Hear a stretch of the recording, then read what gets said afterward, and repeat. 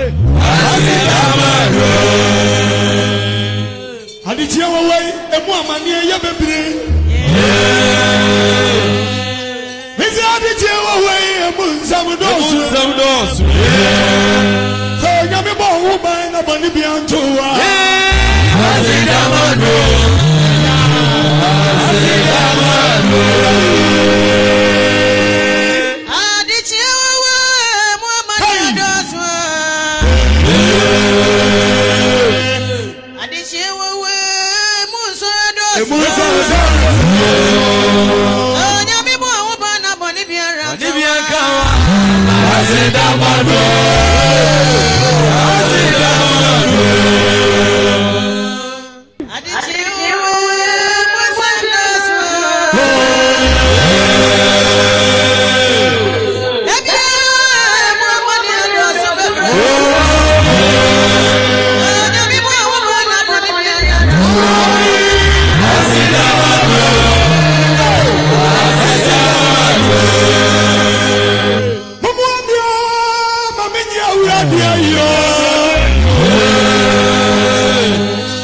Mama mi come for radicasiya.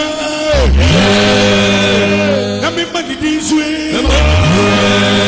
Wadu fani mabro wufani awradie. Wokurudu krana nyame awoti ayire mu.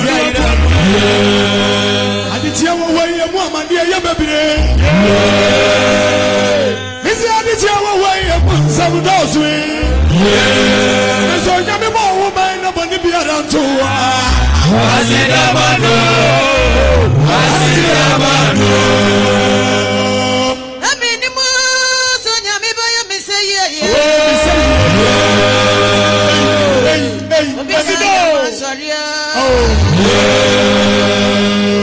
Asido. Na nyame na waye ye. Omwamia mo betonyi mo nyame. Hallelujah. Hallelujah.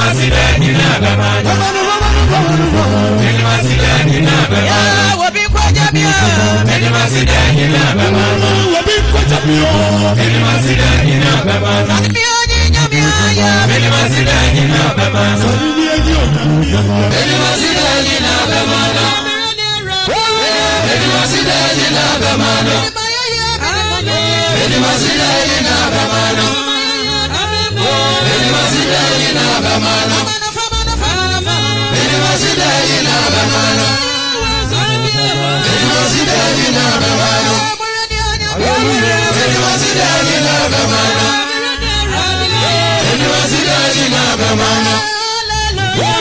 Edwasida jina bemana. Edwasida jina bemana. Edwasida jina bemana. Edwasida jina bemana. Edwasida jina bemana. Hallelujah. Edwasida jina bemana. Edwasida jina bemana. Edwasida jina bemana. Edwasida jina bemana. Edwasida jina bemana. Edwasida jina bemana.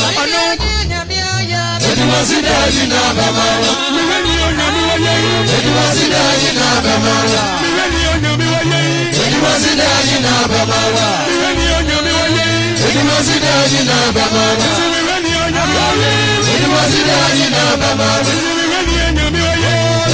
Edwasida jina bemana. Edwasida jina bemana. Edwasida jina bemana.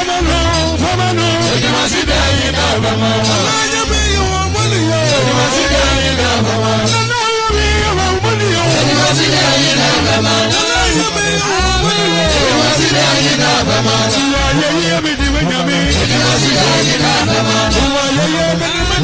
Edwasida jina bemana. With God, all things are possible. Edwasida jina bemana. Edwasida jina bemana. Edwasida jina bemana. Edwasida jina bemana. Edwasida jina bemana. Edwasida jina bemana. Edwasida jina bemana. Edwasida jina bemana.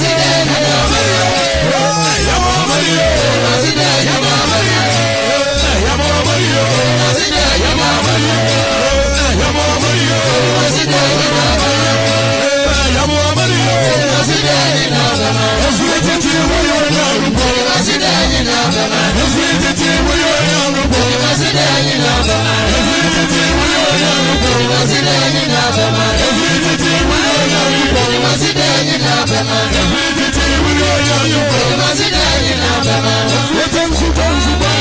Edwasida jina bemana. Edwasida jina bemana.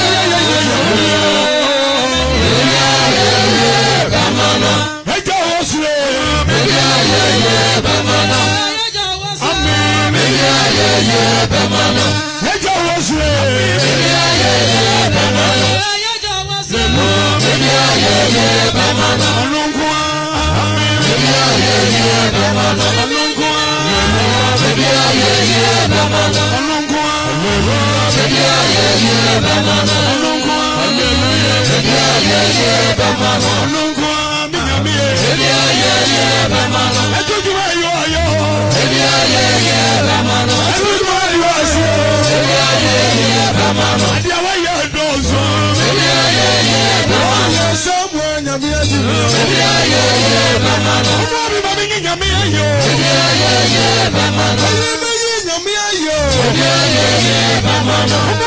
Hallelujah.